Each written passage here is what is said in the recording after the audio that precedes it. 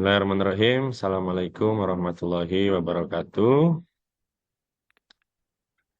Izin perkenalkan, kami dari kelompok 1B yang beranggotakan Dawilian, saya sendiri, kemudian ada Pak Arif Maulana Yusuf, ada Pak Agus Darmawan, Pak Agus Darmawan Hadi, Pak Chandra Irawan, dan Bu Desti Kusmayanti. Nah, kami pada kesempatan kali ini akan membahas tentang rancangan mitigasi masalah yang menghambat promosi budaya berakhlak.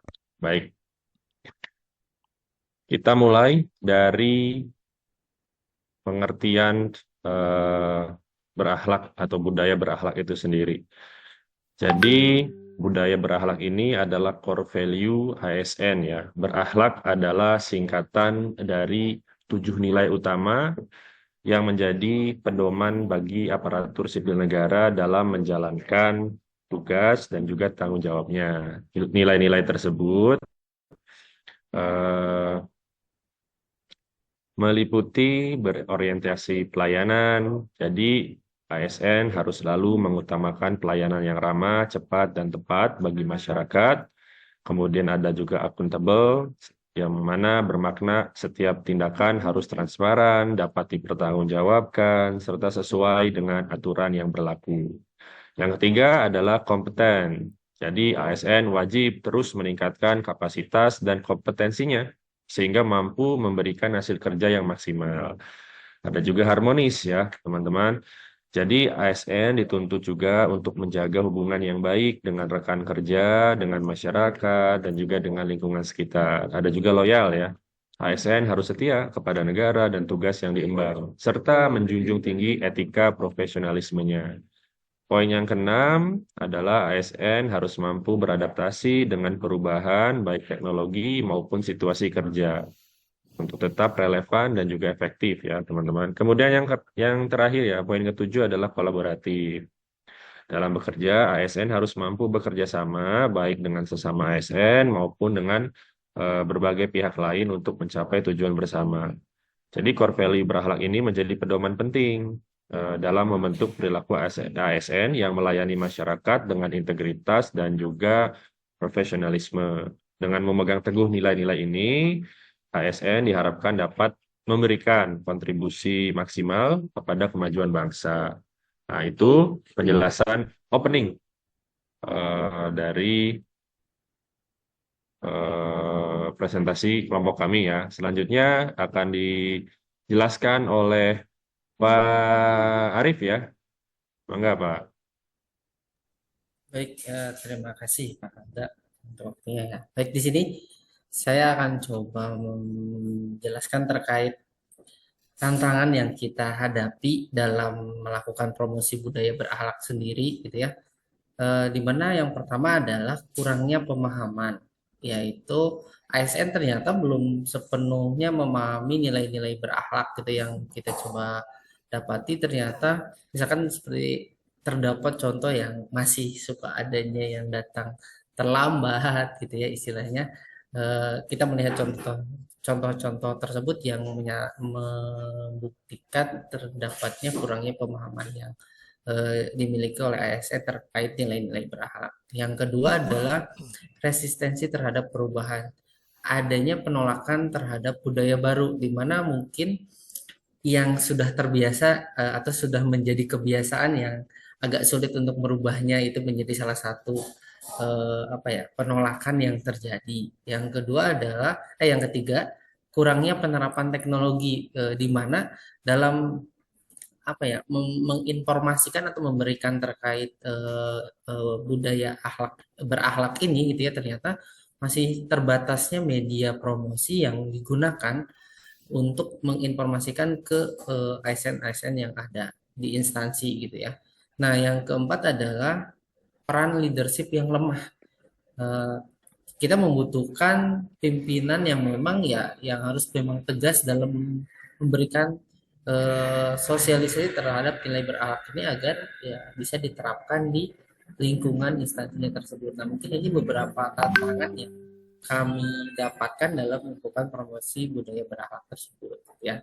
Nah, itu mungkin untuk yang berikutnya adalah dampak dari masalah promosi yang kami dapatkan gitu ya setelah kita melakukan promosi terkait berakhlak ini gitu ya. Yang pertama adalah kinerja ASN yang tidak maksimal gitu karena sering terlambatnya datang gitu dan kadang suka keluar di jam kerja gitu ya sehingga ya eh, kerjanya pun menjadi tidak maksimal. Yang kedua adalah rendahnya semangat kolaborasi dan adaptasi. Lalu yang ketiga kesulitan dalam menghadirkan layanan publik yang prima dan keempat penurunan kepercayaan publik terhadap ASN ya sehingga di masyarakat muncul ya stigma-stigma bahwa kalau apa namanya pelayanannya itu tidak maksimal karena tadi kadang ASN-nya itu suka keluar di apa pada saat jam kerja sehingga ya tidak memberikan pelayanan yang maksimal.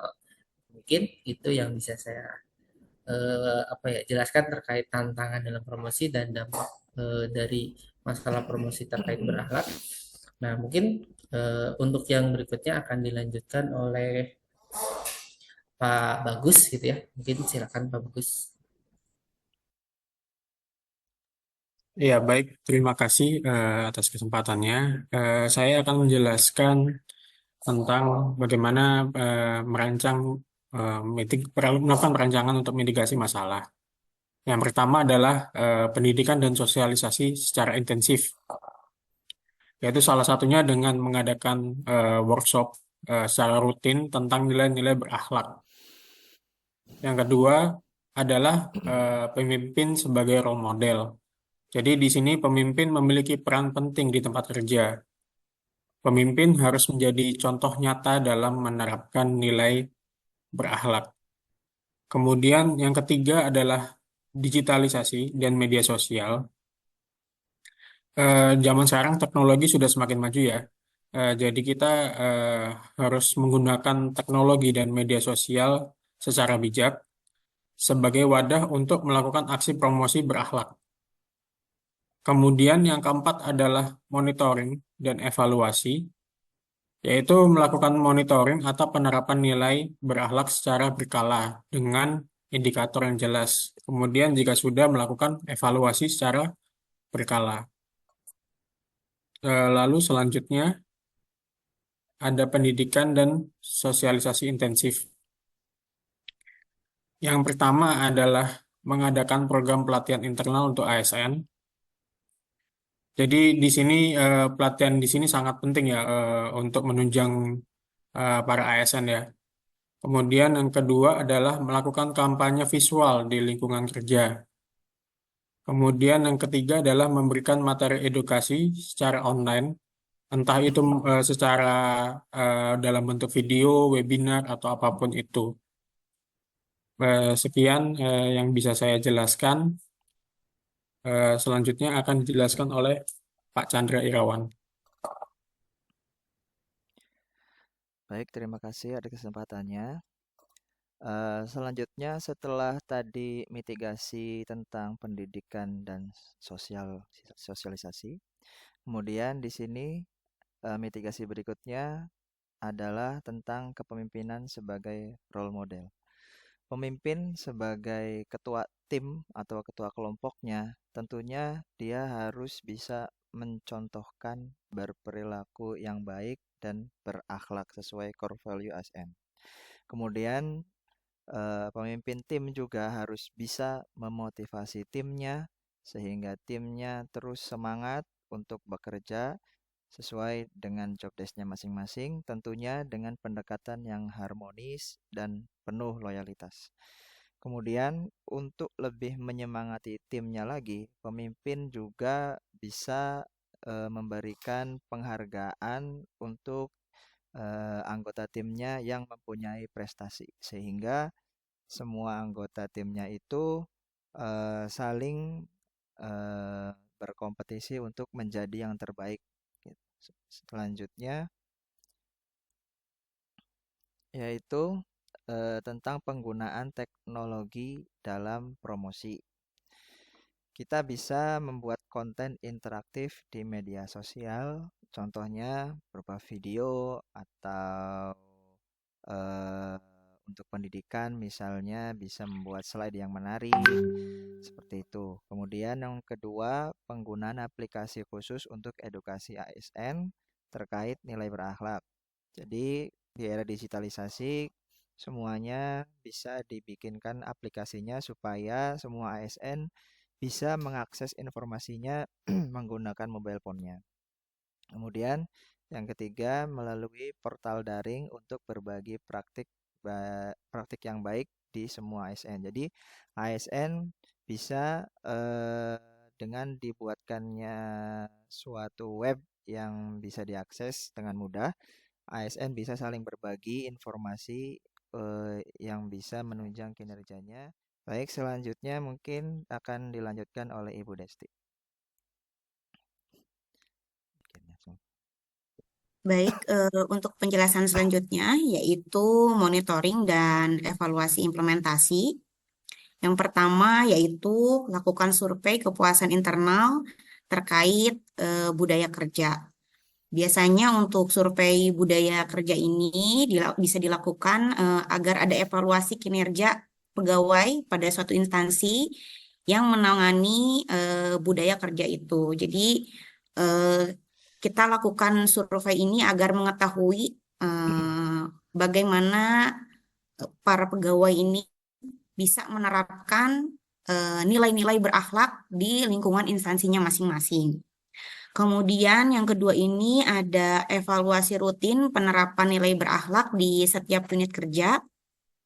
Evaluasi rutin ini penerapan berakhlak bisa dilakukan dengan rapat koordinasi tim terhadap nilai berakhlak di lingkungan kepegawaian, dilakukan rutin di program studi masing-masing biasanya jika di kampus. Nah, ini bisa dilakukan evaluasi rutin dari pimpinan program studi. Kemudian yang ketiga, berikan feedback konstruktif untuk perbaikan kelanjutnya. Nah, feedback itu adalah proses untuk memberikan umpan balik secara berkala. Gitu. Jadi pegawai itu diberikan umpan balik secara berkala dan teratur, kemudian baik itu dilakukan oleh atasan, senior maupun rekan kerja. Bentuknya bisa pertemuan ataupun tanya jawab untuk feedback konstruktif ini. Itu bisa diadakan di dalam sebuah rapat, misalnya untuk memberikan feedback konstruktif monitoring dan evaluasi implementasi nilai berakhlak ini. Selanjutnya yaitu kesimpulan, Bapak Ibu. Untuk kesimpulan yang pertama ini ada promosi nilai berakhlak menghadapi tantangan, tetapi bisa diatasi dengan mitigasi yang tepat. Tentu saja sebuah masalah ada solusinya dan bisa diatasi dengan baik. Yang kedua, kombinasi sosialisasi, kepemimpinan yang baik, penggunaan teknologi, dan evaluasi berkelanjutan adalah kunci. Kemudian yang ketiga, ASN yang berakhlak akan menciptakan budaya kerja yang produktif dan responsif terhadap kebutuhan masyarakat.